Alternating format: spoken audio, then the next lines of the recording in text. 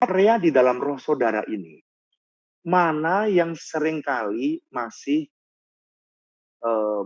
kurang peka, oke? Apakah area intimacy? Kalau saudara menyembah, apakah hadirat Tuhan mudah nggak saudara terima? Oke, latih. Yang kedua, area iluminasi. Kalau saudara baca firman, ada nggak pewahyuan yang baru yang datang? Tiba-tiba saudara nggak pernah dengar dari orang lain, saudara nggak pernah terima dari orang lain, tiba-tiba datang.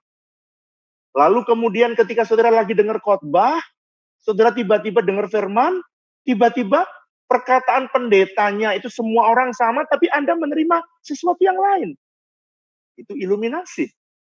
Yang ketiga, instruksi. Pada waktu Anda baca firman, saudara dengar firman, dari khotbah, mungkin saya lagi menyampaikan firman, firmannya semua general. Kayak tadi Indri cerita, bagaimana ketika saya bilang pada waktu saya bercerita tentang orang benar akan dibedakan, pada waktu itu saya cerita tentang janda Sarfat, di tengah-tengah kesulitan justru dia menabur kepada Elia di kala itu, dan ternyata dia kerjakan. Saya lihat Kersel-Kersel juga mengerjakan di Gading Serpong, di BSD. Saudara kalau lakukan tiba-tiba saudara dapat, saya kan nggak nyuruh saudara, bagi-bagi sembako. Enggak. Saudara muncul dan saudara mulai bergerak. Saya mau beritahu, yang seperti itu saudara terima instruction.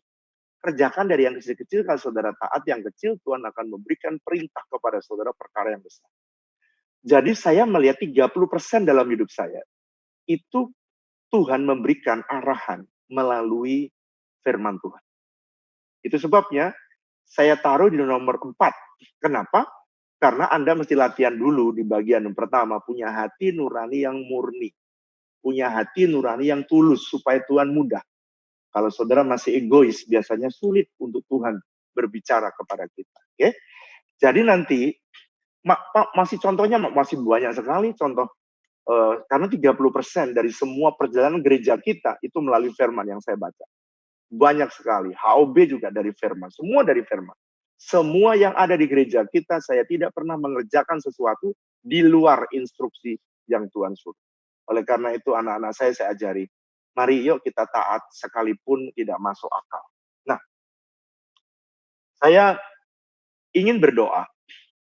Mari saudara, saya ingin berdoa. Mari saudara yang mungkin saudara dapat instruksi Tuhan. Mungkin saudara dapat mimpi dari Tuhan, tapi nggak berani melangkah. Ayo nanti angkat tanganmu, saya mau berdoa itu. Ya. Lalu yang kedua, mungkin ada saudara yang hari-hari ini, saudara lagi tidak tahu mungkin bisnismu apa yang harus saya kerjakan di pandemi ini. Sebab bisnismu tertutup. Kayak tadi Indri cerita suaminya kerja di bintang 5 di hotel bintang 5 di Jakarta dan harus dirumahkan karena memang hotel mesti close. Tidak bisa menerima tamu.